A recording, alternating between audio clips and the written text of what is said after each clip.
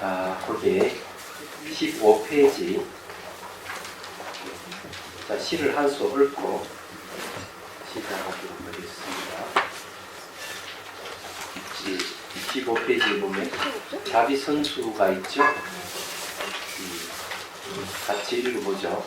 자신의 내면을 들여다보는 것, 자기가 자기를 알아가는 것, 자기가 자신을 사랑하는 것, 자기의 고통을 자기가 없애는 것, 자기의 잘못을 자신이 용서하는 것, 내가 나를 깨우는 것, 자기가 자기를 구원하는 것. 이것은 안에서 일어나는 혁명으로 바깥 경계에 전혀 동요되지 않으니 세간의 고통을 구제하는 지혜와 평안의 길. 이게 이제 다비선 수행에 대한 이야기입니다. 스님의 책 없으신가? 89페이지 보십시오. 깨달음의 본질, 연기와 연기법의 공성에 대해서 이제 공부를 하도록 하겠습니다.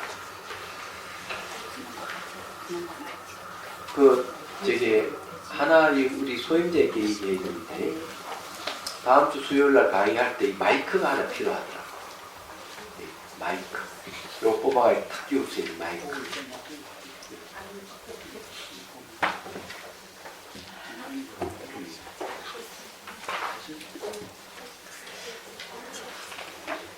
자, 89페이지 보세요. 깨달을 본질이 뭔지를 우리가 이제 알아야 되는데, 이 깨달음의 내용이 연기와 공성입니다. 제목은 깨달음의 본질이 되는데, 깨달음 내용 이렇게 보면 상관이 없겠습니다.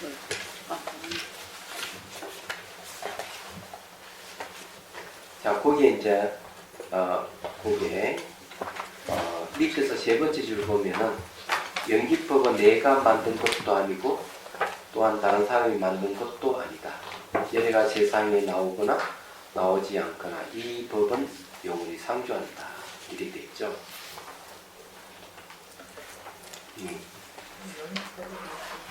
이게 이제 상당히 이제 중요한 이야기인데, 자, 90페이지 넘어오고요. 간단하게 제가 말씀드릴게요. 이 연기법에 대해서는 누가 물었어요. 부처님 당신이 만들었습니까? 다른 사람이 만들었습니까? 하니까 내가 만든 것도 아니고 다른 사람이 만든 것도 아니고 얘네가 출연하거나 출연하지 않거나 상관이 없다 그랬어요. 그게 상조하는 것이다 그랬습니다. 연기라 하는 말은 굉장히 중요해요. 연기 다른 이름이 공성입니다. 공성인데 연기에는 두 가지 측면이 있어요. 하나는 이제 현상적인 측면이 있고 하나는 이제 이 본성적, 본질적 측면이 이제 있습니다. 그래서 현상적 측면에서 이야기하면 상호 의존하고 있다. 모든 존재는 서로 의존하고 있다. 그런 뜻이에요. 근데 거기서 조금 더 이제 본질적 측면으로 들어가면은 상호 의존하고 있기 때문에 독립된 개체가 없다. 자성이 없다. 이렇게 이제 얘기를 하는 겁니다. 그래서 이제 이 두 가지가 이제 이 측면이 있다는 거죠.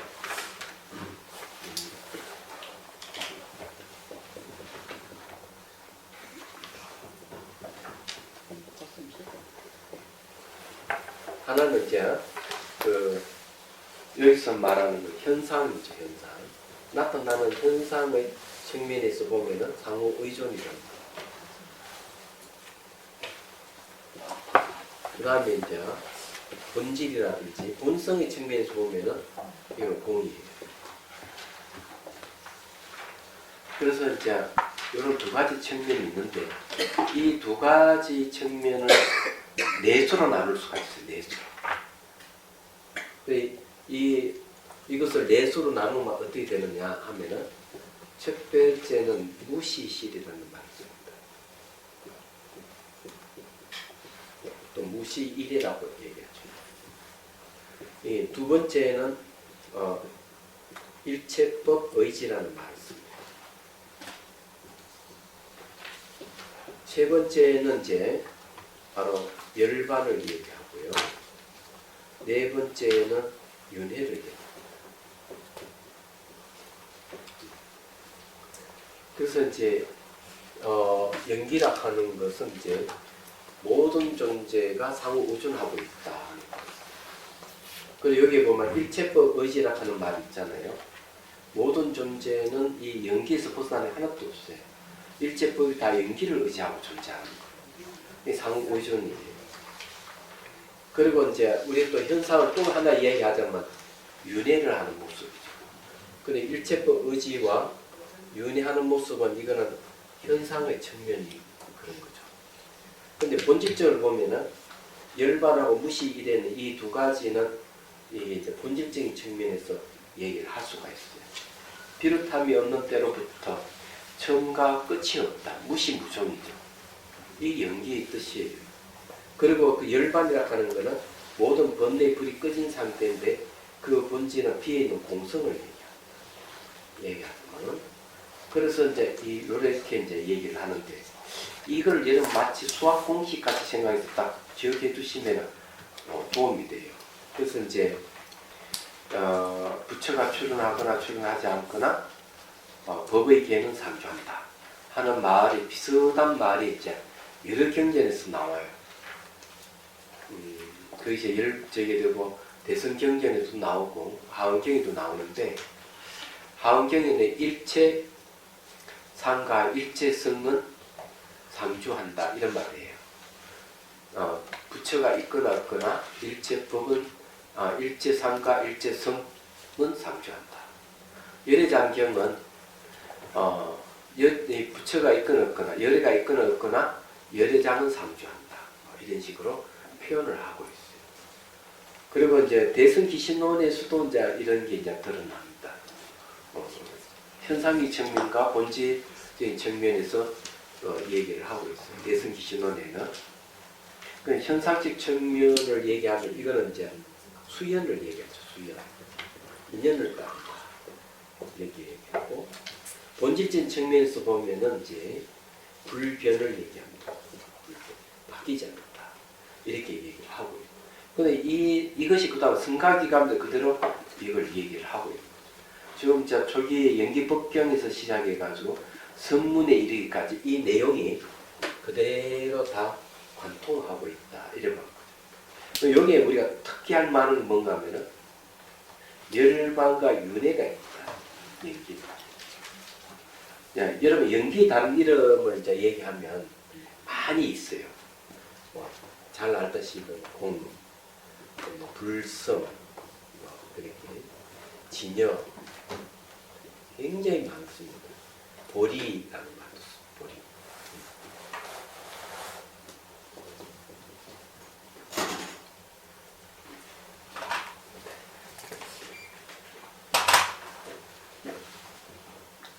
보리란 말, 법계란 말이 있어요. 그래 뭐 법계는 알죠. 보리는 깨달음이죠. 부처의 성품도 알죠. 진여라 하는 거 다 아는데 이게 좀 연기 다른 이름이에요. 또 성가에서는 이렇게 심광이라는 말을 쓰고요. 심월이라는 말을 쓰고 다양한 이름들, 무건수라는 말을 쓰고 많이 이제 씁니다만 이 부처님 기다는 연기에서 벗어나는 아무것도 없는 거예요. 얘기하자. 근데 유마경에서는 이걸 무주라고 해요. 없을 무자, 멀주자, 머무름이 이렇게. 근데 여러분들 잘 알다시피 아니 연기를 열반 보고 왜 윤회를 보느냐 하는 거죠. 이 열반은 이제 한멸 연기라. 문명이 멸하니 행이 멸하고 행이 멸하니 시기 멸하고 시기 멸하니 명기 멸하니 유기 척수 애취 요생 요사. 결국 문명이 멸하니까 넓고 병도 죽음이 멸해버립니다. 그러게 윤회가 끊어져 버리죠. 그 열반이. 열반의 다른 이름은 죽지 않는다는 불사라는 말이죠. 근데 윤회는 뭔가 문명이 있으니 행이 있고 행이니까 그 시기 있고 시기에서 명기 유기 촉수 애치 요 생로 생노사. 그러니까 뭐 문명이 있으니까 뭐가 있느냐? 예, 넓고 병도 죽음이 있다. 그래서 이제 열반을 얘기하면은 이것이 없으면 저것이 없고 이것이 소멸 저것이 소멸한다. 윤회가 이것이 있으면 저것이 있고 이것이 일어남으로써 저것이 일어난다. 이렇게 되는 거죠. 그게 전부 다 내가 윤회하는 모습이든 열반의 모습이든 상호 의존하고 있는 연기의 모습이에요. 연기는 요것만 있는 게 아니죠. 인과의 뜻도 있죠. 인과와 상호 의존의 뜻이 연기의 뜻인 거죠. 이게. 근데 이게 핵심이에요. 그럼 요걸 가지고 우리가 뭐 다 대입을 해보면 다 대입이 다 가능합니다. 그래서 중요한 거는요. 불교는 해통이에요. 해통이라 하는 말. 뭘 해자에 통할 통자입니다. 그래서 모아가지고 하나 다 통하게 하는 게 이게 핵심이에요. 그래서 여러분들이 막 어렵다 하던 순간 하나를 제대로 알면은 천이고 만이로 하나 다 깨뚫는다 이렇게 나옵니다. 그럼 여기서 말은 연기 하나로 모든 걸 다 깨뚫을 수 있어요. 얘기하자면 그 어렵다 하는 뭐 공, 연기, 진여, 법계, 보리 이런 거 다 깨뚫을 수가 있는 거예요. 얘기하자면 그러면 이제 우리가 하나만 우리 타짜고 넘어가면 아니 연기는 부처님 깨달은 내용인데 여기에 왜 윤회가 있을까? 열반이 있을까? 이러는데 자 유마경 이야기를 하나 하죠. 유마경이 이제 무주라고 하는데 거기에 이제 보면은 수행해 가는 과정을 좀 설명하고 있어요. 설명하는 부분에서 이제 중생의 번뇌를 어떻게 없애는가에 대한 이야기가 이제 나옵니다. 그래서 유마거사하고 문수보살하고 서로 대화해서 쭉 얘기를 하는 거죠. 이야기하는데 끝에 가가지고는 왜 번뇌가 일어나느냐 이 문제를 얘기합니다. 번뇌가 왜 일어나느냐? 번뇌가 일어나는 것은 근본이 없기 때문에 무주기 때문에 머무름이 없기 때문에 그럼 무주는 뭘 근거로 하느냐? 아니 무주는 원래 근거가 없다. 그러니까 바탕이 사실 없는 거예요. 뭐가 있어야 원래 있는 게 아무것도 없는 거예요. 그래서 번뇌도 일어날 수 있는 거고 그러니까 윤회도 생기고 열반도 가능한 이유가 그거예요. 비어있기 때문에 머무름이 없기 때문에 그렇다. 이렇게 얘기를 합니다. 근데 그 말이 사실 맞는 얘기예요. 그래서 무명을 얘기할 때도 대승이신은 혼련이 일어난다. 혼련이 갑자기 어리석음이 생긴다 이런 소리인데 혼련이 어떻게 어리석음이 생길까? 이 말은 혼련이라 하는 말 자체가 갑자기 이런 소리입니다. 근거 없이 생긴다는 거죠. 근거 없이 생기는 거는 다 가짜라는 진짜가 아니라는 거죠. 그래서 이런 진실을 알면은 우리가 번뇌망상에 빠져있는 번뇌망상도 얼마든지 우리가 없앨 수가 있다. 이렇게 되는 거예요. 그래 우리는 이 망상을 없앨 수 없다는 걸 있을 수가 없는 거예요. 근본이 완전히 비어있기 때문에 이제 이것이 굉장히 큰 일이에요. 지금 이야기하는 게. 왜 그런가 하면은 창조주를 매개로 하는 종교와 비교해보면 알 수가 없어요. 얘기하자면 그 창조주를 매개로 하는 종교에서는 우리 죄를 언급을 할 때 인간 본인이 스스로 죄를 없앨 수 없다고 딱 되어 있습니다. 그건 잘 아시잖아요. 죄를 자기가 아무리 스스로 참여를 하도 죄가 없어지지 않는다고 해요. 그 죄를 없앨 수 있는 사람은 창조 신만이 가능하다. 신이 아니고는 안 된다. 이렇게 돼 있어요. 그럼 왜 그러냐? 모든 것을 신이 만들었기 때문에 그렇다. 이렇게 주장을 하는 거죠. 그러면은 그 사람들은 왜 잘못한 당사자한테 와서 참여를 안 하고 왜 창조 신에게 해결을 했을까? 생각을 해봐야 돼요. 그거는 뭔가 하면 거기에는 창조 신에 의해서 모든 이 자주제 죄와 벌이 결정되기 때문에 그렇게 할 수밖에 없는 게 그쪽에는. 그러면은 자기가 이 죄를 지었으면 자기가 죄를 지은 것에 대해서 자기가 어떻게 해볼 수가 없다 하는데 있는 거예요. 그쪽에 동네에서 얘기하면. 그럼 이쪽 동네에서는 어떠냐? 이쪽 동네에서는 모든 존재의 근원은 불생불멸 불구부정 부정불가합니다. 공성이다. 또는 무주다. 머무름이 없는 것이다. 이 얘기를 하는 거죠. 왜? 연기하기 때문에. 연기라고 하는 건 본질적인 입장에 있어서 공이라는 얘기예요. 그 자리는 번뇌가 없다. 조작이 없다. 부정적인 감정이나 생각이란 이런 거 없다. 죄락하는 것이 없다. 번뇌가 일어나야 죄를 짓는데 번뇌가 없으니 무슨 죄가 있느냐 얘기하잖아. 그래서 뭘 죄를 짓는 사람은 번뇌에서 죄를 짓지만 마음의 본성 자체는 청정하기 때문에 죄가 없다.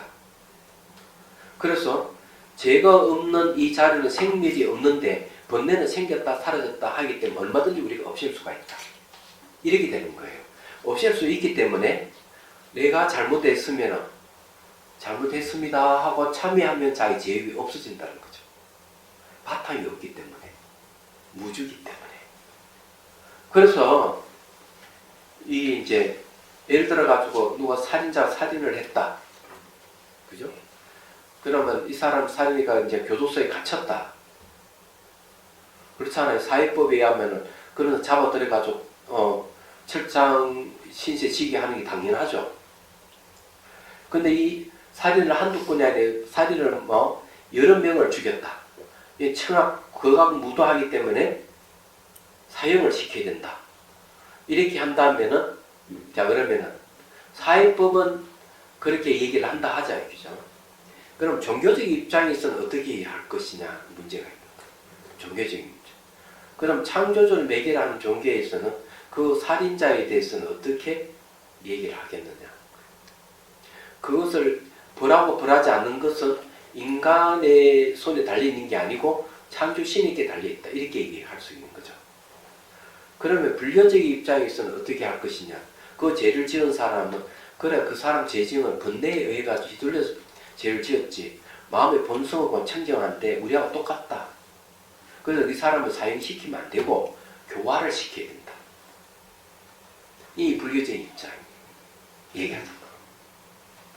그래서 얼마든지 바뀔 수가 있다. 그런 사람들.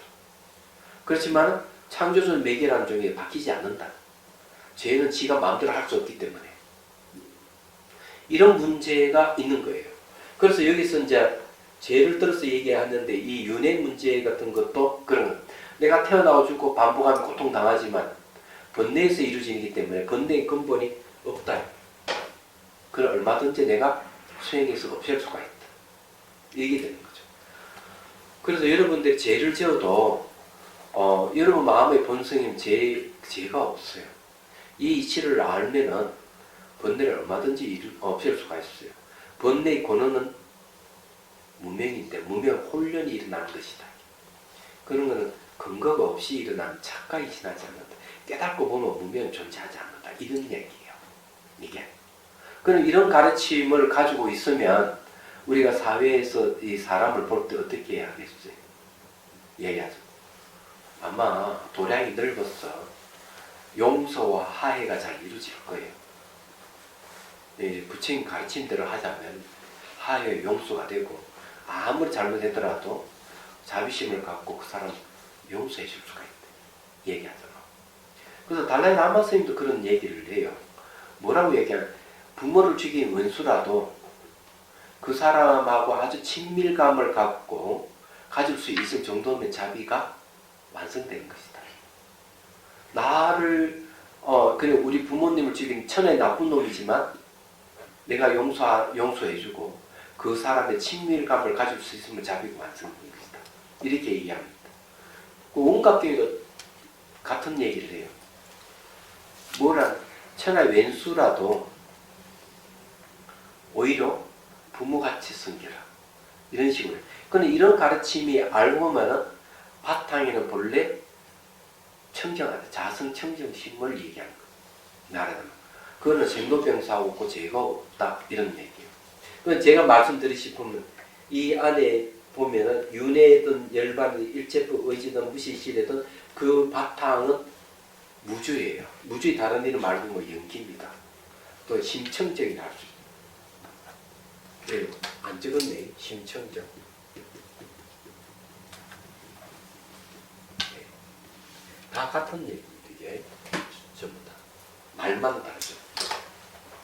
그래서 어쨌든 이제 이 두 가지 측면, 현상적인 측면과 본성적인, 본질적인 측면 두 가지가 있다는 걸 얘기를 해요.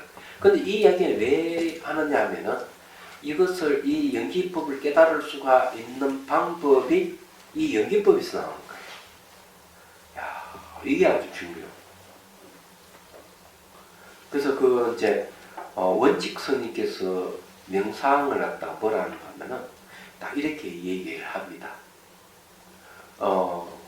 우리가 그 알아야 할 대상은 진여인데 그 진여를 대상으로 수행을 하고 그 수행에서 그 결과가 나온다. 그러면은 진여와 수행과 그 결과 이 세 가지가 딱 맞아야만이 그 명상이다. 그리고 어째 그러냐입니까? 내가 우리가 진여를 알기 위해서 수행을 하면은 그 수단도 진여에 맞는 수단이어야 되고 그 진여에 맞는 수단대로 해서 결과도 진여가 나와야 된다는 거예요. 그래 이게 딱 맞대. 얘기하잖아. 진여가 우리 마음의 본성이에요.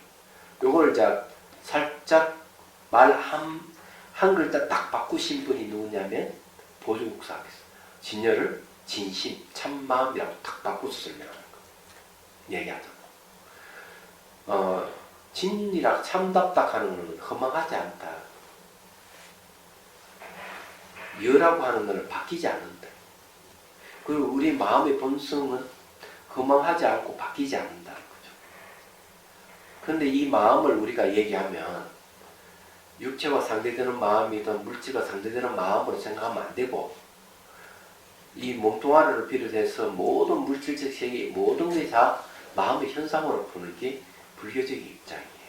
그럼 마음의 본성을 딱 안다 하는 전 우주의 모든 본성을 다 아는 걸 얘기합니다. 이게 그래서 불교는 해토인 거예요. 하나를 알면 천이 많고 쫙 꿰뚫어 볼 수 있는 거죠. 그래서 8만 4천 부문이 아무리 많다 하더라도 근본을 알면 다 그냥 꿰뚫어 볼 수 있는 거예요. 이 꿰뚫어 보는 걸 지혜라고 하는 거예요. 지혜라고 하는 말을 그래서 쓰는 얘기예요. 그리고 우리가 법이라고 하는 용어도 잘 알아야 돼요. 법이라고 하는 용어 자체가 모든 존재를 다 통틀어서 정현상과 물질현상은 온 우주에 다 통틀어서 그냥 법이라고 하는 거죠. 왜 법이라는 모든 존재 공통되는 기 도는 현상을 법이라는 현상을 얘기를 하는 거예요. 그래서 법 하나만 알면 다 아는 거예요. 그래서 그 법은 연기법을 얘기해요. 그래서 그런 얘기를 하는 거죠. 그러면 이제 이것도 막 골몇 얘기 한 번 더 얘기를 하겠습니다. 누가 전화를 해가지고 제가 송강사에 있을 때인데 어느 학인이 다른 가문 학인이 저한테 전화를 했어요. 스님 하부경 강의를 들어보니까 의문이 생겨서 질문합니다. 연기가 뭡니까? 단도직 연기법이 뭐냐? 스님이 나한테 전화를 하고 내가 스님 전화를 받는 것. 이래 전화서로 사후 오종 관계를 갖고 서로 소통이 되지 않는다. 이게 연기법이다. 이 첫 번째 질문. 두 번째 질문. 스님의 연기법을 왜 마음이라 합니까? 연기를 마음이라 하는 이유가 어디 있습니까? 전혀 다른데 왜 연기를 마음이라 합니까? 스님이 나를 아니까 나한테 전화를 했고 내가 스님을 아니까 스님이 전화를 내가 받는 게 아니냐. 알매에 의해서 서로 연기가 일어나고 알매에서 소통이 일어나는 이 아는 것이 바로 마음이다. 그리고 그 연기다. 그래서 아비달마에도 친절하게 이렇게 얘기해요. 대상이 무엇인지를 아는 것을 마음이라 한다 하고. 그 여러분들 아는 게 어떤 게 있어요? 자, 손을 이렇게 책상 탁 짚어봐요. 뭘 알았어요? 딱딱한 거 알았죠? 이 마음이에요. 이거는 감각적으로 다 알죠. 그럼 내가 생각해서 아는 것도 마음이에요. 그래서 내가 어쨌든 즉각 알든 내가 뭘서 막 이렇게 국리를 아든 아는 성질은 전부 다 마음이에요. 근데 이 안다 하는 거는 알고 보면 주관 객관이 서로 상대해야만이 알미 생겨요. 희한하게도. 그럼 그 있으면 연기한다는 거죠. 우리 세계가. 근데 연기라 하는 게 어려운 건 아니에요. 연기를 철저하게 알면은 공성이 무엇인지를 확실히 알 수가 있는 거죠. 그래서 이제 이 연기를 아는 방법, 이 현상적인 상호 의존하는 관계를 이걸 알라 그러면 뭐가 필요한 거예요? 이빠사나가 필요한 거예요. 이빠사나 하는 거는 위하는 거 분별하다, 파사나 본다 이죠. 분석해서 보는 거죠. 원인과 조건에서 일어나고 사라지는 걸 잘 분별하는 것이 이빠사나 이래죠. 근데 요즘은 분석입니다. 철저하게 분석을 했을 때 이런 현상이 상호 의존하고 있다 하는 걸 아는 거예요. 예, 그 실체가 없다고 하는 거죠. 그 다음에 이제 본질적인 공성을 아는 걸 뭘로 아느냐? 사마타.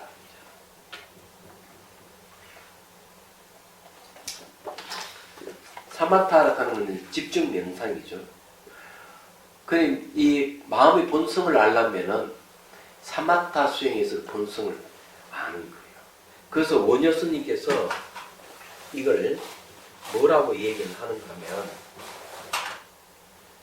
이빠사나를 별관이라고 해요. 별관. 개별적으로 관찰하는 거죠. 분별해서 본다. 그 다음에 사마타를 갖다가 통관이라고 해요. 통관. 깨뚫어 본다는 거죠. 하나는 깨뚫어 보는 걸 갖다 얘기합니다. 근데 이 이야기는 대성 사마타, 대성 이빠사나를 얘기하는 거예요. 그래서 해심일경에서는 어떻게 얘기를 하고 있는가 하면 공성을 알고 있는 마음이 있다면 그 마음은 사마타의 대상이다. 이렇게 얘기하는 거예요. 그래서 여러분 이 깨달음을 가는 길 명상 지혜를 논하다 2권 있잖아요. 2권에서는 바로 마음을 대상으로 해서 수행하는 과정을 설명해 놓은 거예요. 거기에 처음 머리 나오는 게 이제 바로 구주심, 대성 사마타에 대한 얘기 나오는 거죠. 마음을 대상으로 해가지고 그렇게 되어 있습니다. 그래서 어쨌든요, 왜 이렇게 나눌 수밖에 없느냐? 현상과 본질을 깨뜨려 보려고 그러면은 이런 두 가지 방법을 사용할 수밖에 없어요. 그래서 거기에 90페이지 사마타 이빠사나 연기법과 상응한다 이렇게 얘기하는 거죠. 이 내용이 그런 얘기예요. 말하자면 넘어갑니다. 자, 92페이지 깨달음의 바탕. 제가 이야기하는 독은 여러분 그냥 한번 읽어보면 돼요. 제가 이 내용에서 제가 설명만 하면 뭐 이렇게 갖고 다니면서 한번 지난 시간 한번 읽어보면 돼요. 자, 깨달음의 바탕에 대한 얘기. 깨달음의 바탕이 자비와 지혜라고 되어 있습니다. 그럼 자비가 뭔지를 우리가 공부를 좀 하고, 예. 그 다음에 이제 지혜가 뭔지를 우리가 공부를 좀 해야 돼요. 이 개념 정리가 분명해야 돼요. 여러분, 자비라고 한다면 분명한 이 자비의 개념을 확실히 알고 있는 분 계셔요. 좀 모르시는 분들이 많이 있을 거예요. 저도 처음에는 자비 하면서 개념이 확 와닿지를 않더라고요. 한경을 보면서 확실히 그 개념을 잡게 되는데, 거기 박이염이라는 철학자의 무슨 책을 보다 보니까 이분이 각 종교에 대해서 자비, 사랑 이런 거에 대해서 이렇게 논해 놓은 글이 있더라고요. 그래서 이분 포항공대 교수인 줄 알고 있는데 지금도 계신지 모르겠는데 그걸 보면서 자비에 대해서 이야기하는데 하여튼 각 종교에서 이야기는 다 비교해도 불교의 자비가 가장 핵심적이고 그 외연이 가장 넓다고 이렇게 해놨어요. 그래서 이제 이 자비에 대해서 이제 얘기를 좀 하죠. 우선 자는 뭐고 비가 뭔지 개념 정리하고 자비의 외연, 그 영향이 어디까지 미치는지를 얘기하고, 그 다음 자비도 단계가 있어. 수준이 있는 거야. 그래서 그 수준에 대해서 얘기를 하겠습니다. 그러나 이 책은 제가 아니까 그냥 말로 할게요. 제 얘기만 듣기만 하면 됩니다. 그 이제 자하는 건 사랑이고 비하는 연민이에요. 불교에서는 사랑이라는 말을 어떻게 정의를 내리고 있느냐 하는 게 있는 거죠. 이런 걸 우리가 명확하게 이해가 좀 필요해요. 얘기하자면. 그 이제 사랑에 대해서 이제 일반적인 얘기를 하면 어머니가 아들 보고 빨리 너 장가 가서 손주 보고 싶어 빨리 장가 가라. 여자 좀 데려오고 자꾸 이러니까 아들은 싫은 거야. 그 소리가. 그런데 자꾸 그렇게 하니 어느 날 딱 이렇게 얘기합니다. 어머니는 그래 결혼 생활이 즐거웠습니까? 물었어요. 그런데 어머니 그 말을 다 충격을 받은 거예요. 그래 곰곰이 생각해 보니까 자기 즐거운 결혼 생활이 거의 없었던 것 같아요. 근데 아들한테 솔직하게 얘기를 한 거죠. 네 말 들어보니까 그 즐거움 별로 없는 것 같아요. 그 다음부터 어머니가 아들하고 장가가는 소리를 안 하는 거죠. 근데 왜 그러냐 하면은 그러면 남녀 간에 애틋한 사랑이 있으면은 행복해야 될 건데 즐거움이 별로 없다 하는 건 그 사랑은 사랑자의 사랑이 아니고 사랑의 사랑이라서 그런 거예요. 사랑의 사랑은 소유로서 그 근본을 삼아요. 상대를 소유함으로써 사랑이라고 생각하는 거예요. 그래서 나의 영역에서 벗어나면은 불편함이 생기는 거예요. 그래서 화를 내고 싸우고 그리고 이제 정오심이 쌓이고 이러는 거예요. 얘기하자면. 그래서 꽃을 뿌려서 곱게 보내주는 일이 없어요. 그게 사랑의 사랑이에요. 그래서 심하면 칼뿌림 나고 그런 거예요. 그리고 요즘 얘기하는 성추행이나 성폭행은 전부 사랑의 사랑이라고 생각하는 권력에 의해 가지고 도덕성을 망가뜨리는 게 이제 지금 현재 나타나거든요. 그래 이 도덕성을 성이라 하는 게 그래 권력을 빙자한 사람이죠. 예, 부도덕한 거. 이런 건 전부 사랑의 사랑에 속해요. 그래서 이제 이것도 옛날에 이제 들은 이야기인데 아니 어느 저게 그래 청년이 찾아와 저희 누님은 3년 내내 울고 있습니다. 저희 그 뭐고 남편을 여의고 나는데 저렇게 울고 있는데 어찌 했으면 좋겠습니까? 노스님 그래 모시고 오너라. 그러니까 이제 여인이 오니까 노스님 하는 말이 그래 데리고 놀 장난감이 없으니 그렇게 슬프지. 이러니까 그 스님도 지금 너무 직설주의하는 것 같아요. 그러니까 이 부인이 그냥 화가 난 거예요. 지고지순한 사랑을 어찌 그렇게 매도를 합니까? 돌아가서 이 부인이 곰곰이 생각해 보니까 일리가 있는 거예요. 그 다음날 스님 말씀을 곰곰이 생각해 보니까 일리가 있는 말씀 같습니다. 그때부터 눈물을 딱 그쳐버려요. 그래서 이 사랑의 사랑은 사랑자의 사랑으로 바꿔야 돼요. 그럼 사랑자의 사랑은 정반대예요. 뭘 얘기하는가 하면은 기본적으로 100%서 기쁘게 하는 걸 얘기합니다. 그러니까 기쁨을 주는 게 사랑이에요. 그리고 보호를 해주고 친밀감을 갖고 그러면 이 사람이 생사의 속박, 괴로움에서 벗어나도록 깨달음을 인도하는 걸 최고의 사랑이라고 하는 거죠. 얘기하자면. 그래서 이 사랑 상대가 싫어를 하면은 화를 내는 것도 아니고 붙들려고 하는 것도 아니에요. 무소유가 근본이기 때문에. 이게 다른 점이에요. 얘기하자면. 그 여러분들 결혼 생활 하면서 정말 남편과 아내를 사랑했습니까? 반성 좀 한번 해봅시다. 그거는 똑같지 않아요? 네? 똑같지 않아요?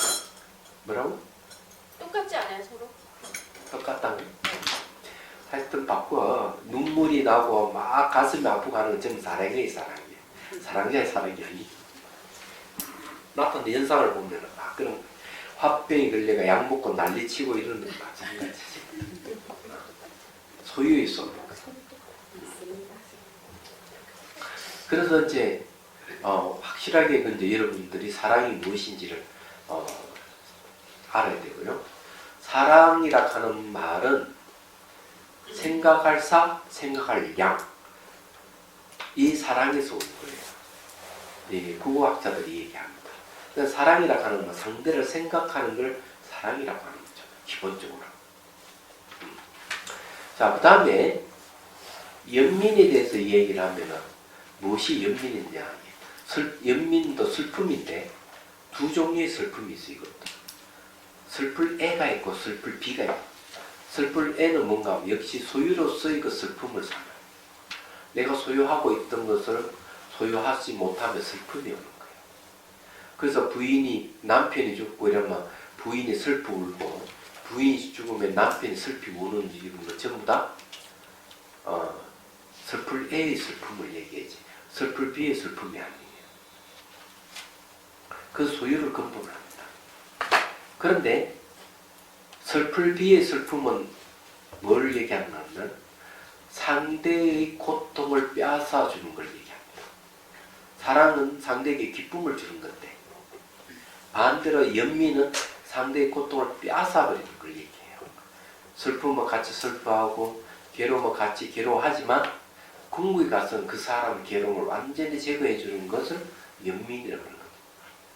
그건 큰 연민이라고 해요. 작은 연민은 그렇게 못하고 안 돼요. 이렇게. 그런데 이 연민이라 하는 것은 사랑하고 달라서 책임감이 없다고 해요. 그리고 불교에서는 사랑보다는 연민을 훨씬 더 크게 취급합니다. 그럼 모든 수행의 핵심이 연민에 있어요. 연민이 있다 이렇게 얘기하는 거죠. 그 어째 그러냐? 아니 이게 사랑이 아니고 왜 연민일까? 이걸 여러분들 생각을 하셔야 돼요. 불교는 깨달음이 목적이 아니에요. 중생 구제가 최종 목적이에요. 그건 깨달음은 하나의 중생 구제하기 위한 하나의 법칙이지 않아요. 이 이야기를 누가 얘기하면 영명연수선사가 신문에서 이 얘기를 하고 있어요. 그런데 이 연민이라고 하는 말이 굉장히 중요한 말이에요. 지금 이 사회 현상을 봐도 연민이 없어. 특히 성추행, 성폭행 문제는 법망경에 보면 법망의 10중 대개에 보면 음행하는 부분에서 뭐라고 얘기하는가 하면 그 말이 육친을 가리지 않고 음행을 하면 이런 말이죠. 육친을 가리지 않고 음행을 하면 뭐 귀신하고도 귀신 여자하고도 안 되고 하늘 여자하고도 음행하거나 또는 뭐 자기 딸이라든지 뭐 자기 친척을 가리지 않고 음행을 하는 자는 자비심이 없다 일어났어요. 그 자비하고 관련있어요. 그게 자비심이 없다. 무자비한 놈이라는 거죠. 그렇게 하면 안 된다. 그런 건 바라의 지혜에 저축된다고 법망계에 딱 얘기를 하는 거죠. 그래서 여기 옷에 저게 성추행하고 성폭행한 사람들이 얘기하면 공통된 이런 거대 보니까 권력에 의해 가지고 성폭행을 놔놓고 서로 합의를 봐서 서로 사랑했기 때문에 딱 그러잖아요. 그러면은 이 권력에 의해 가지고 도덕성이 파괴되는 건데 얘기하자면 당하는 사람 입장에서는 그 권력에 의해서 당했죠. 그게 자기 좋아서 그렇게 했겠냐 이게요. 그런 입장에 보면은 자비라고 말을 쓰는 건 뭔가 하면 권력을 가지고 휘두르는 사람은 자비가 없다 이런 소리랑 똑같은 말이에요. 해석을 해보면 그런 거예요. 그래 이게 연민이라 하는 게 굉장히 중요한 거예요. 그래서 이 스테판 에셀이라는 분이 달라이 라마 스님과 대화를 하면서 이 세계에는 연민이, 이 세계에는 고귀한 마음이 필요합니다. 그 고귀한 마음은 연민심이다. 이래요.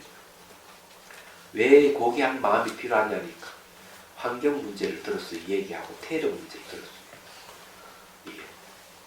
온난화 현상이 생기면 인간의 욕망이 너무 지나치고 무자비하기 때문에 그래서 이 환경 파괴를 일으킵니다. 고기를 너무 많이 먹어가지고 동물을 많이 키우고서 그 탄소가 너무 많이 생기고 환경 파괴 이루어진다. 이런 얘기를 하는 거예요. 테러 문제 얘기하면서 이런 걸 해결할 수 있는 딱 한 방이 필요하다. 해결하는 한 방은 뭔가 연민심이래. 그 얘기하다. 그러니까 굉장히 중요하죠. 얘기하잖아. 그래서 달라이 라마 스님이 당신 말이 옳다고. 그 이제 제가 말씀드리고 싶은 건 그런 겁니다. 연민의 크기가 얼만큼 크냐.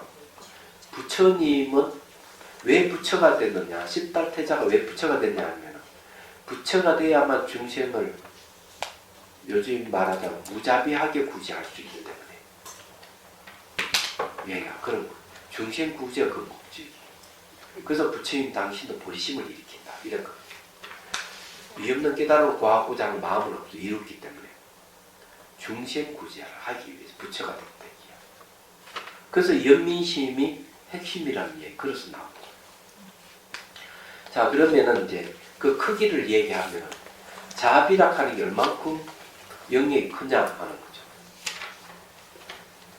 그래서 이거는 뭐 누차 얘기했는데 양성평등은 안 된다고 제가 얘기했죠. 남자 여자의 시각에서는 평등해질 수 없기 때문에 양성평등을 보지 말고 사람으로 봐야 돼요. 그러니까 여자도 사람이고 남자도 사람을 보면은 남자를 평등하게 볼 수가 있어요. 그런데 반대로 사람을 남자로 보고 여자로 보면은 늘 불평등이 존재합니다. 늘 불평등이 존재하기 때문에 양성평등은 이루어질 수가 없죠. 그게 이제 같은 사람으로 봐야 됩니다. 그런데 이 자비라 하는 건 사람에게 한정되는 게 아니라는 거죠. 그래서 이제 동물하고 사람을 평등하게 봐야 된다. 이렇게 얘기해요. 그 동물은 하고 사람은 어떻게 평등하게 볼 수 있느냐 하면은 동물도 마음을 가진 존재다. 기억하고 아프고 감정이 있고 생각할 줄 안다. 이게야. 그래서 같은 마음을 가진 존재를 보면은 사람도 마음을 가지고 있고 동물도 마음을 가지고 있기 때문에 평등하게 볼 수가 있다. 그 다음에 식물학은 어떻게 되느냐. 조기경제는 이렇게 얘기합니다. 나무 그늘에 쉬고 있으면 쉬었다 그러면 함부로 나무 가지를 꺾거나 꽃을 꺾거나 하면 안 된다. 딱 이렇게 얘기해놨어요. 그리고 우기철에는 함부로 밖에 나다니지 말라. 네, 비가 오고 이렇게 하면은 벌레들이 많이 생기고 그렇기 때문에 벌레를 밟아 죽일 가능성이 많다. 그리고 땅을 함부로 파고 나무를 함부로 훼손하면 안 된다. 이렇게. 그런데 그는 식물에게만 이야기한 게 아니에요. 법망경에는 한 발 더 나아가지고 이런 무정물에게까지도 발로 차고 때리고 부수고 욕을 하고 하면 안 된다. 법망경에 나오는 왜? 이런 환경이 없으면 우리 살 수 없기 때문에. 환경 운동하는 사람들이 이 강의를 들어야 되는데 사실. 네, 엉뚱한 거. 그렇죠. 그래서 자비 영역이 어디까지 미치느냐 이러면 유정에서 무정까지 다 포함하는 거예요. 자비 영역에서 벗어나는 아무것도 없어요. 대단한 내용이죠. 얘기하자면. 그걸 여러분 생각해야 돼요. 그 이제 우경이라는 스님은 열심히 성당 다녔대. 이 스님이. 그걸 왜 출가했느냐 이러니까 자기 몸이 아파가지고 늘 몸이 아픈데 안 좋고 사람들 나보고 자꾸 고기를 먹으래. 고기를 먹으면 건강해진다고. 그런데 그 저기 고기를 가지고 있는 동물들의 고기를 내가 먹고 내가 건강해진다면은 좋겠지만 고기는 저 동물들은 자기 생명을 잃을 것이 아닌 얘기야. 이게 너무 이기적인 것이다. 어떻게 동물의 이 몸뚱아리를 내가 먹을 수 있겠느냐? 말이 안 된다. 그런데 어디 기공을 하는데 소개를 그거 가면 건강해진다고요. 그래 또 갔더니만 팔공산 그 백금강 그 위에 어떤 모임에 새벽까지 갔대. 근데 그 사님이 한번 턱 나서가지고 한마디 턱 이러는데 자기 깜짝 놀랐대. 뭐라고 얘기하는가 하면 야기색교나 이음성구와 시인행사도 불능경멸해. 이걸 해석을 해주다. 형상으로 나를 찾거나 음성으로 나를 찾는 자는 삿된 길을 가는 자이니 열의를 보지 못하리라. 자기는 충격받았대. 하나님에게 기도를 얼마나 했는데 10년 이상 하나님 음성을 듣기 위해서 10년 이상 기도를 그렇게 했는데 음성으로서 나를 찾는 자는 열의를 보지 못하리라. 그만 뒤집어져 버린 거예요. 그래 출가를 했대요. 그럼 지금도 그이는 고기를 안 먹어요. 얘기하죠. 아니 생명이 있는 어떻게 생명이 있는 자 생명을 잡아먹을 수가 있나 이게야. 내가 그냥 몸이 건강하지 않으면 아는 채로 살지. 그 얘기하잖아. 근데 이게 이제 뭔가 하면 이 스님은 기본적으로 자비심이 있었던 것 같아요.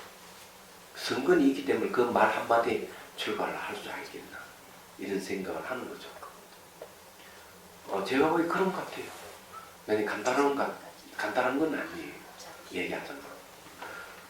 고기 좋아하시오? 적게 드세요. 고기 안 좋아. 예? 고기 안 좋아한대요. 안 좋아해? 네. 반가운 소리. 고기 반찬. 자격 있어. 고기 반찬에 너무 힘들어. 그래? 그래서 이게 학자들이 뭐라 하면 고기만 먹지 않으면 채식만 하면 지구 온도가 내려간대. 인간이 얼마나 고기를 좋아하는지 고기를 많이 먹기 때문에 탄소가 18%나 올라간다. 2도 이상 넘어가면 지구 멸망의 길로 간대. 이런데 아시잖아요. 그래서 우리 불자들만이라도 고기를 딱 먹지 말고 자비심을 좀 가지세요. 그래서 능가경에서 이렇게 얘기합니다. 중생을 구제한다고 하면서 중생이 고기를 먹어서 되겠느냐. 그건 내가 스님이 계시지만 가장 황당한 사건은 서울에서 스님들 모여가서 고기를 먹어야 되나 먹지 말아야 그걸 논의됐대. 계율이 명시되어 있는데도 불구하고 황당한 사건이 내가 보니까 멍청한 자들이 모여가지고 거짓을 하고요. 세상을 보는 눈이 없는 거야. 공부도 안 하고. 네. 제가 욕을 좀 했습니다. 네. 그러니까 그게 계율에 먹지 마라 이러면은 잘 알아야 되고 세상에 이게 흐름이 어떻게 돌아가는지 알아야 되는데 그걸 전혀 모르는 거예요. 말이 안 되는 거죠. 자, 자비심을 4단계로 나누어서 보는 게 있어요. 93페이지 보면 첫째는 중심년 자비가 있습니다. 이제는 자비도 등급에 대한 이야기예요. 그거 한번 읽어볼게요. 법을 체험하기 전의 자비는 자신은 남의 괴로움을 자극하는 데서 일어나는 마음입니다. 상대가 사람이면 사람을 자비로 보고 또 동물이면 동물을 자비로 대하는 것입니다. 이것을 중생년 자비라고 하며 이 자비심은 생명체가 겪는 괴로움에 대해서 일어나는 자비심입니다. 이 자비심이 보리심을 일깨웁니다. 보리심의 반론은 곧 깨달음의 운동력이 됩니다. 그런데 이 자비는 왜 등급이 낮을까? 이해하는 거죠. 이 자비는요, 중생을 인연해서 자비심을 일으키지만 혹 차별심을 일으킬 가능성이 있어요. 동물을 대하면 동물을 자비로 대하고 사람은 사람을 자비로 대하면서도 사람을 더 우선시하고 동물을 낮춰볼 수가 있습니다. 그래서 이 중생년 자비는 그 중생을 인연으로 하는 자비는 가장 낮은 단계의 자비를 보는 거예요. 얘기하자면. 그래서 한 단계 더 높인 게 법년입니다. 자, 둘째는 법연입니다. 이 자비심이 보리심을 일깨웁니다. 법을 듣고 사유함을 통해 중생의 고통을 알고 수행으로 잠재되어 있는 자비심을 발현시키고 키웁니다. 법의 눈으로 보면 삶은 연기 속에서 변하는 것이므로 사람과 동물 등 생명체를 대할 때 모양과 색깔을 판단해 고정불멸하는 사람, 동물이나 식물 등을 보지 않습니다. 모든 것이 조건에서 생기고 사라지는 무상한 것으로 봅니다. 여기 이제 이 말이 중요한데요. 여러분 수행할 때 칠각지라는 말 들어보신 적이 있죠? 칠각지 제일 먼저 정념입니다. 두 번째가 택멸이래요. 택멸. 택법이에요. 택법. 예. 세 번째가 정진. 뭐 이렇게 돼 있을 거예요. 그런데 이제 그 다음에는 정진이 있으면 뭐 선정이 있으니까 정각지가 있을 거고, 그죠? 그 다음에 이제 경안각지가 있을 거고, 그 다음에 뭐 기쁨도 있네. 희각지도 있을 거고, 그 다음에 사각지도 있어요. 사각지도 있고 이런데 요거 첫머리에 정념이 들어가고 두 번째는 택법이 들어가고 세 번째 정진이 들어가는데 요 택법이 뭐냐면 법을 선택한다는 걸 얘기합니다. 그래서 우리가 요 정념은 알아차림이거든요. 대상을 직접 알아차리는 건데 이렇게 이제 딱 앉아가지고 뭔가 마음을 관찰하고 뭔가 마음에서 일어난 현상들을 알아차리는 이 정념이에요. 근데 그 알아차림할 때 그냥 알아차림하면 수행 진전이 없어요. 현상만 보거든요. 그래서 1년에 가고 2년에 3년에 가고 수행 진전이 없는 사람은 알아차림만 할지 알아차림만 하기만 했지 그 알아차림을 법을 선택하는 알아차림이 아니기 때문에 수행 진전이 없는 거예요. 그래서 두 번째 단계로 넘어가야 돼요. 알아차림하면서 법을 선택할 줄 알아야 돼요.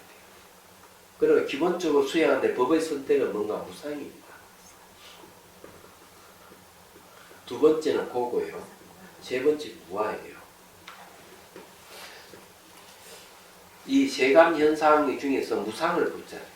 무상하니까 괴롭고 괴로우니까 무하다 하면 이건 한 세트예요. 무상고 무아. 그래서 이렇게 앉아서 관찰할 때 몸내에서 일어나는 감각이 일어나고 사라지고 관찰해야 돼요. 그래서 일어나고 사라지고 관찰을 하면 그거는 물질적 현상인 줄 알아요. 근데 일어나고 사라지고 계속 관찰하면 그 다음에 뭐가 보이는가 하면은 관찰하는 마음이 표착돼요. 그러면 또 구분을 할 줄 알아야 돼요. 이거는 물질 현상, 일어나고 사라지는 물질 현상이고 지켜보는 건 정신 현상이고 이 두 개를 구분할 수 있는 걸 이빠산나 지혜라고 합니다.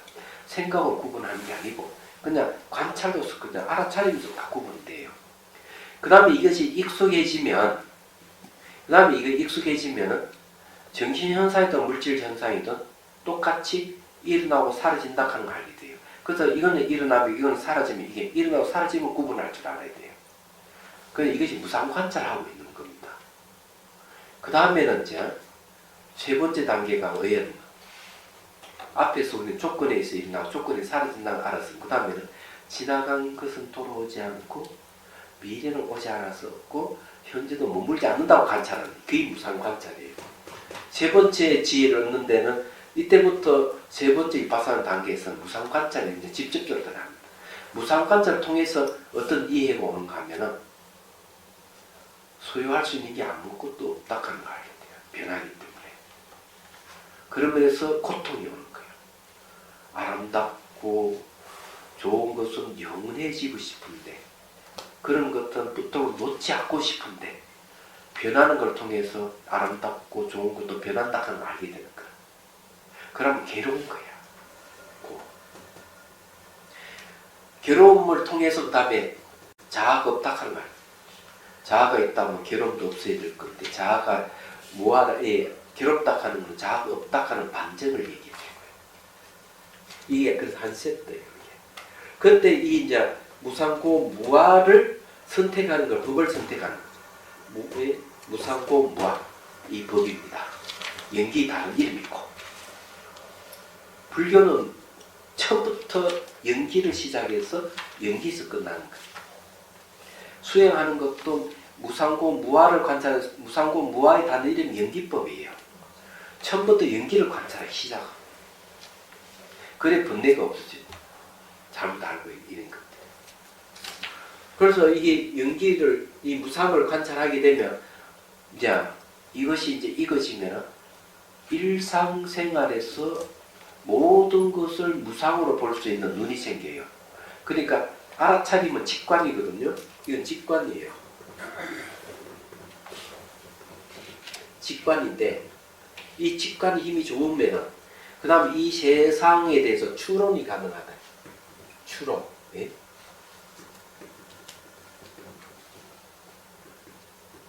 추론이 가능한 거예요.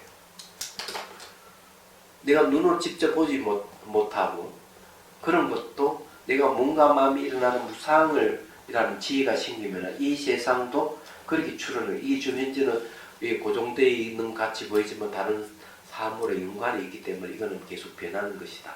독립된 게 없기 때문에 이 추론이 가능한 거예요. 얘기하자면 여러분 이 무상이 얼마나 대단한 것인지를 여러분 아셔야 돼요. 그 스님은 요것만 이야기하고 마쳐야 되겠네요. 아 이게 더 나가야 되는데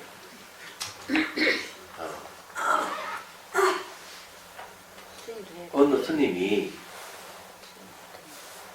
출가를 했는데 출가한 이유가 비구니 스님인데 남편 죽고 자식 죽고 부모들이 다 죽었어요.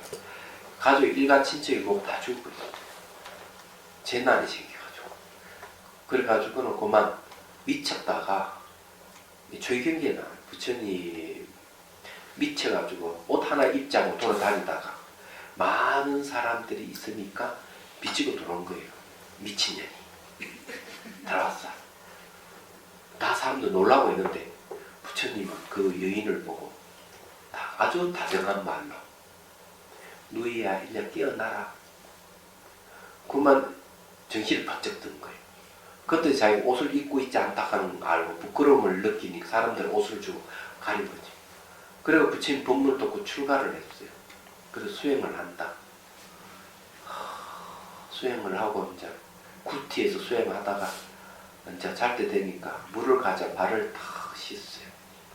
씻는데 물이 조금 흘러가다가 스며들고 어떤 물이 길게 가다 딱 스며드는 순간 무상을 깨닫는 거예요. 아, 사람이 일찍 죽거나 장수에서 죽거나 죽는 건 똑같구나. 마치 물이 땅에 스며드는 것 같지. 그러고는 이제 씻고 침대 위에 딱 올라가서 촛불을 갖다 훅 하고 부는 순간 알아야 돼. 불 끄는 순간. 그럼 여러분 물이 스며드는 건 무상이에요. 불 끄는 건 무상이잖아요. 거기에 뭐가 있어요? 아무것도 없죠. 생겨도 생기는 곳이 없고 사라지는 곳이 없으니 무상이에요. 근데 불을 훅 끄는 순간 깨달은 분이 또 한 분 계셔. 덕산스님. 그래서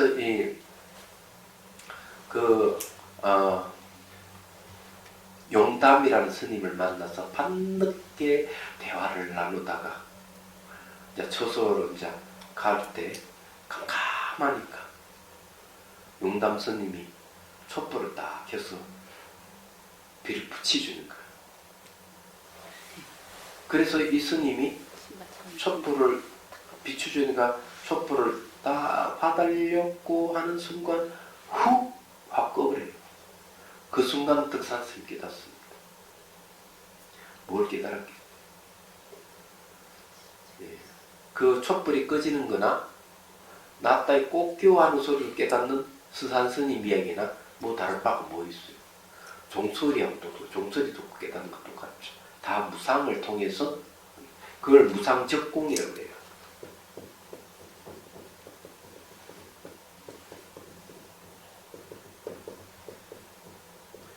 무상이 바로 공이에요. 반야경이 나옵니다. 그러니까 무상을 통해서 바로 생밀이 없으면 바로 볼 줄 알아야 돼요. 얘기하자면. 그래서 그거 바로 볼 수 있는 힘이 있어야 돼요. 그런 힘이 있는 사람은 자기라고 할 수 있어요. 뜻을 짓는다. 이 힘이 좋은 거야. 자기가 아주 탄탄하게 좋으면 바로 사물 보고도 다 실체 없어 그들 다 보여요. 그게 가능하다. 그러면 이제 확실히 생사 없는 줄 아는 거죠. 자기를 비롯한 모든 존재가. 그런데 그렇게 법을 보는 걸 얘기합니다. 그런 법을 보고 아는 분이 사람을 대할 때, 동물을 대할 때, 사물을 대할 때 뭘로 보는 거예요? 법으로 보는 거예요. 이게 법년작이에요. 대한 태도가 다른 거죠. 그럼 이건 다음 시간에 또 하죠. 질문 있으면 하십시오. 저는 참회를 늘 하는데도 저는 바닥에는 그 양심이라는 그 본래 그게 참회를 받아들이지 않는지 계속해서 그게 제 의식이 계속 있거든요. 예, 그거는 이제 어떻게 해야 되는 거냐? 그게 이제 참회는 두 종류가 있는데 본인이 하는 참회 사참 했을 거예요. 일사자, 일질참자, 사참이에요. 사참은 절을 하고 부처님께 참여합니다. 누구한테 참여합니다. 이렇게 하지만 그 마음의 흔적이 지워지지 않는 것은 이참을 해요. 이치로서 참여를 할 수 있고. 그래서 그 방법은 이제 참법 같은 건 어떻게 하냐면 이렇게 이놈이 제락하는 것이 내 바깥에서 왔는가 살펴보고 사유해야 돼요. 그럼 내가 죄를 짓기 전에도 이 죄가 있었는가? 내 안에 본래 있었는 얘기야. 그렇지 않으면 안과 밖에 합작해서 있었는가? 원인 없이 이 죄업이 죄락함이 있는가? 이 살펴봐야 돼. 근데 이렇게 딱 나눠서 보면은 이 네 가지를 비춰봤을 때 없습니다. 내 안에 본래 죄가 있었다면 태어날 때부터 있어야 되는데 그때는 없었거든. 죄를 누가 갖다 줬는지 살펴보면 갖다 준 것도 아니거든. 그 다음에 안과 밖에 합작을 한 건 아니잖아요. 안과 밖에 없다 하는 걸 하면 두 개의 합작했는 건 아니거든. 그건 원인 없이 딱 생긴 건 아니거든. 원인이 있다. 그러면은 이 네 가지를 비춰봤을 때 그 죄업의 실체가 뭡니까? 전혀. 그건 날마다 그렇게 살펴가지고 그 없는 데다가 계속 초점 맞추셔야 돼요. 그러면 이제 사참이 되는, 이참이 되는 겁니다. 그러면 그 벗어난 마음의 본성자를 보게 되죠. 죄가 없다 하는 거 알겠죠. 아, 이게 전부 다 흔적이구나. 그림자에 진짜 지나지 않는구나. 이렇게 알 수 있죠. 이런 방법은 창조주를 매개하는 종교에서는 없습니다. 근데 스님, 네. 더 중요한 거는 그렇게 참회도 하고 그 뭐랄까 레벨의 차이는 있을지 모르지만 이론적으로는 그렇게 이해도 하고 뭐 이러면서도 왜 자꾸 그 번뇌랑 그런 게 자꾸 올라오냐 말이에요. 전 그게 도대체 해결이 안 돼요. 네, 그래서 그 진심직설에 또 얘기해놨잖아요. 생사가 없는 줄을 알지만, 네? 생사가 없는 줄을 알지만 왜 그것이 생사소의 흐름 속에서 못 벗어나느냐? 수행이 힘이 없어서 그렇다. 예, 그러면서 하는 말이 죽순을 잘라서 죽순이 대나무 되는 줄을 알지만 죽순을 잘라서 떼목을 만들 수 없는 것과 같다. 죽순은 더 자라야 되잖아. 대나무 될 때까지. 그거 마찬가지로 생사가 없는 줄을 알지만 생사소에 휩쓸리는 것은 본인이 수행이 힘이 없어서 그렇다. 감사합니다. 모주국사께서 하신 말씀. 감사합니다. 똑같이 적용이 돼요. 똑같이. 네. 맞아요. 네. 똑같은. 자, 표시하겠습니다.